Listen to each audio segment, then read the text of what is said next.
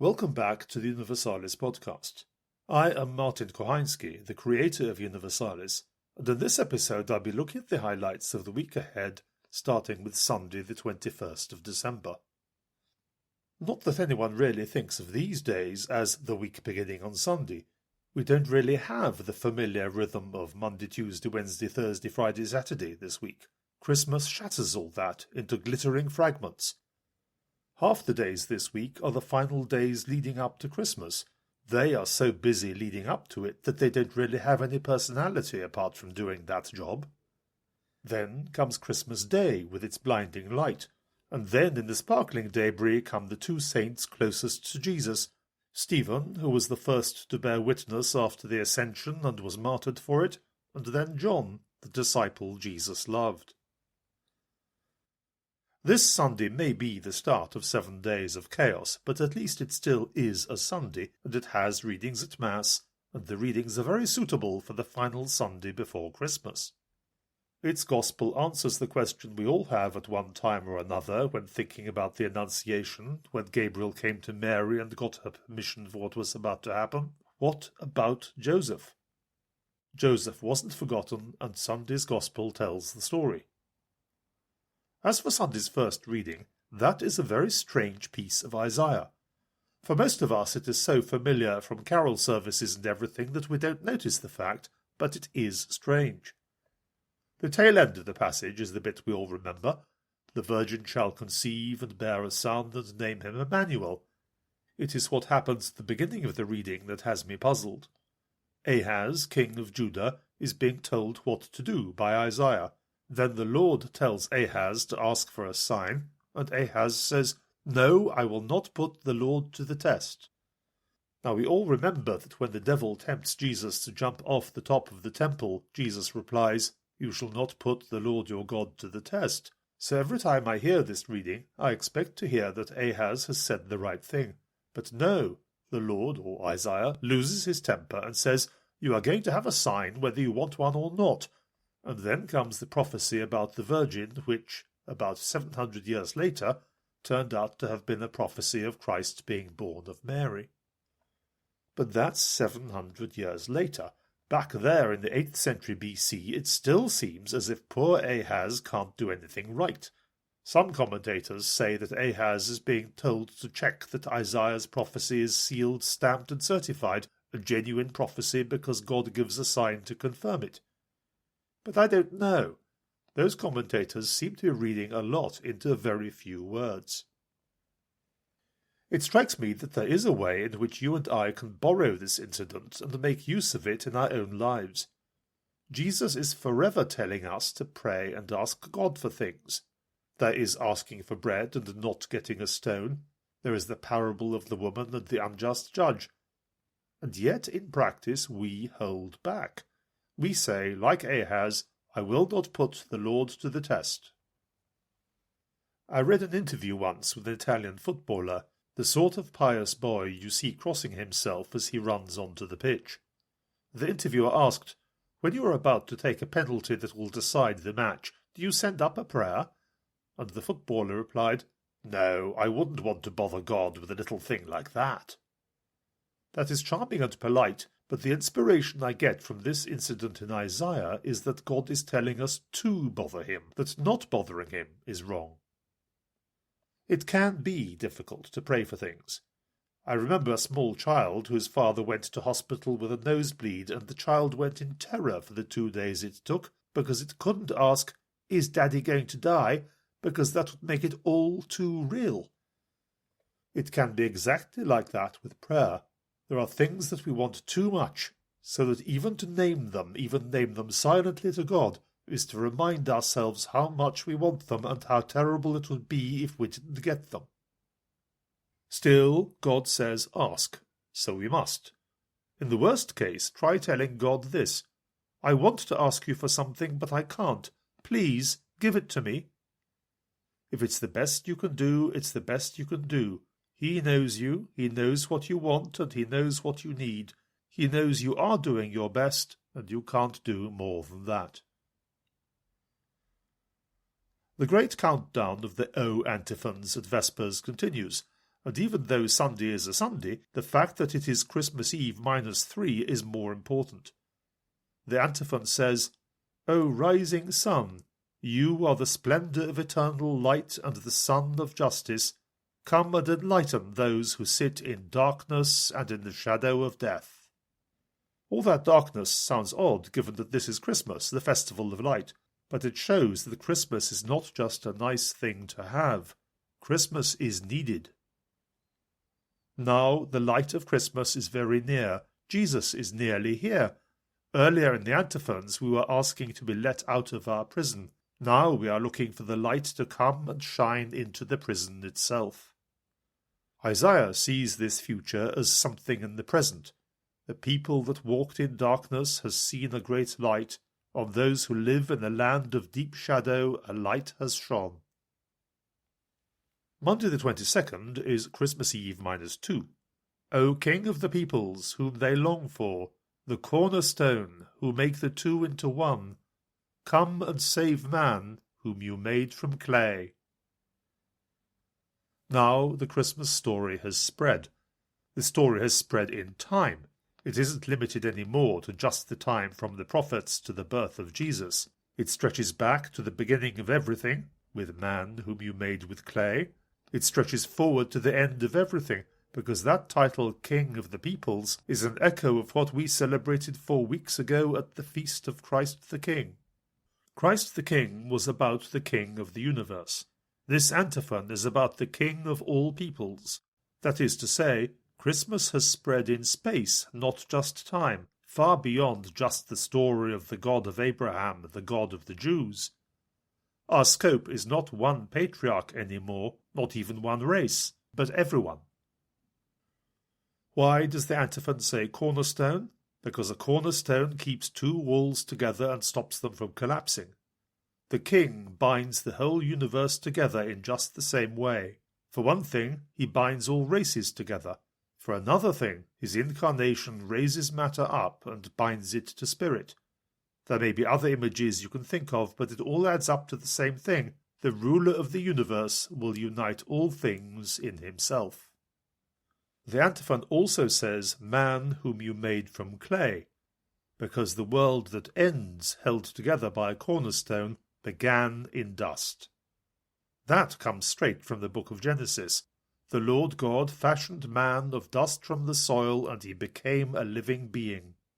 It also echoes Isaiah, the prophet of Christmas, when he says, "We are the clay, you the potter, we are all the work of your hand."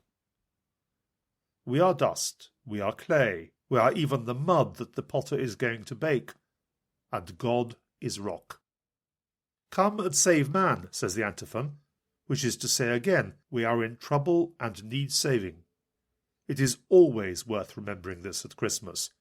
God came because we needed him. If we remember the need without the coming, we are in despair. If we remember the coming without the need, we lose ourselves in fatuous jollity. But if we remember both the need and the coming, we rejoice because we truly have something to rejoice about. Tuesday the 23rd is Christmas Eve -1. It brings the final O antiphon, which throws away all the delightful images that went before and gets to the heart of the matter at once. O Emmanuel, the name means God with us. O God with us, you are our King and our Judge, the one whom the peoples await and their Saviour. O come and save us, Lord our God. Come and save us. In the end, Christmas is about nothing else. This huge thing we are celebrating, this thing we have been looking forward to for weeks, it is not a royal visit, it is a rescue mission. We aren't getting this because we deserve it, but because we need it. The 24th is not Christmas Eve minus anything. It is just Christmas Eve. At Vespers there's no special antiphon, because liturgically it is not even Christmas Eve anymore. It is already Christmas. Christianity is Judaism fulfilled. The Jews start their big days the night before. The Sabbath starts on Friday evening. So we Christians do the same. The evening Mass on Saturday is the Sunday Mass. Vespers on Saturday are the first Vespers of Sunday. And so, at Vespers on Christmas Eve, we aren't counting down any more because we are already at Christmas. Civilized countries take this seriously. As a boy in Poland, my father would spend half of Christmas Eve afternoon at the window watching for the first star to appear, because when the sky got dark enough for that, Christmas had come at last, and it was time for the 12-course Christmas feast to begin. Now let's look at the significance of Christmas another way. Here is the question that annoyingly clever people sometimes ask. Which is more important, Christmas or Easter? It is quite easy to work out what answer they expect and what they think the right answer is. They expect the answer Christmas so that they can tell us we are wrong and Easter is more important. Ordinary, uneducated people send Christmas cards, not Easter cards. We give Christmas presents, not Easter presents. We sing Christmas carols, not Easter carols, and so on. So, say these clever people, the ordinary, uneducated people say that Christmas is more important. Consequently, we say Easter, because we are clever, so we are right. It is a silly fight, really, but to the extent that people take it seriously, Mary has the answer about the cleverness of the clever people. In the Magnificat she says, "He has torn powers from their thrones, but lifted up the humble." Those words are great protection against all sorts of experts. Mary has told us something we all need to remember, that Christianity is not just for the clever but for everyone, not just the few but the many, and sometimes the many are right. At Christmas they may rejoice without knowing why they are rejoicing, but they are still right to rejoice. And the many really are right. To start with, the liturgy tells us. Every Sunday at Mass we stand to recite the Creed. Every Sunday we bow low for certain words in the Creed. Sometimes we even kneel for them. What are those words? Not the crucifixion and the resurrection, the Easter events. It's actually the opposite, because the crucifixion marks the moment when we stand up straight again after we have been bowing. We bow when God the Son is incarnate of the Virgin Mary and becomes man. In other words, when we bow, it is because of Christmas. The liturgy takes us through to theology. Who or what is Jesus? If Jesus had been purely human, then the clever people would have been right. His birth wouldn't have been different from anyone else's, and all the importance would have gone to the events of Easter. But the Son of God is God. God is pure spirit, and infinite, and eternal. It would be a miracle to squeeze the infinite power which made the universe and sun and stars into a small animal body, to squeeze pure spirit into an uneasy hybrid of body and soul, to have omnipotence itself embrace powerlessness, to make the Creator be one of his own creatures. More than a miracle, it seems impossible, outrageous. If you have any sense at all of the dignity and superiority of God, it is just wrong. Huge numbers of people in the early centuries did indeed find this doctrine disgusting and unacceptable, and they denied it. They denied it in various ways. Some of them decided that Jesus was not God and man, but God only. That meant that this whole business of being human was just a performance. Jesus was something like an angel in disguise, just pretending to be human. It was all a pantomime put on to make us feel happy. The trouble was, that meant God was deceiving us, and everything about Jesus' life on earth was a lie. Then again, other people insisted that Jesus was not God and man, but purely human. Wherever in the Gospels he said that he was God the Son, he was mad, or lying, or misunderstood. Or perhaps the evangelists were the ones who are lying and faking. It doesn't matter exactly which explanation you pick. Any of them will do, as long as you avoid the scandal of God made man. The Arian heresy said that Jesus was just a created being, and we had a big fight with the Arians in the early centuries. That war lasted a long time, but in the end we won because we were right. Jesus Christ is true God and true man.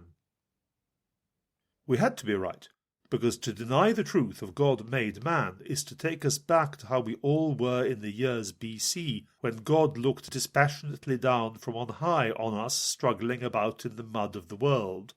Sometimes he gave advice, sometimes he encouraged, sometimes he punished, but it was all strictly bloodless and hygienic. The distance between heaven and earth was unbridgeable. God was not involved. You can still call what God did love if you want to, but only love by remote control. The incarnation, God being made man, was an act of love on an infinite scale. No wonder we celebrate it the way we do. And more than love, the Lord, the cornerstone, unites matter and spirit. Sometimes people try to say that the spirit is, more spiritual, and that matter is somehow just a mucky mistake. They try to rise above matter. They say we should do the same. At the Incarnation, God the Son did the opposite. He did not rise above matter, he dived into it and became made of it. Because matter is holy too. The Holy One made it at the beginning of time. And we are both matter and spirit, and to try to be one and not the other is like trying to run on one leg. Again, the Incarnation explains everything and changes our understanding of God and ourselves forever. Again, we are right to celebrate it as much as we do.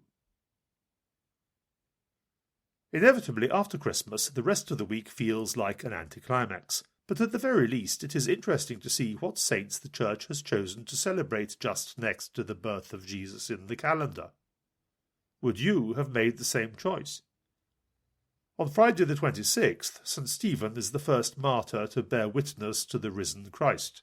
He saw heaven thrown open and the Son of Man standing at the right hand of God.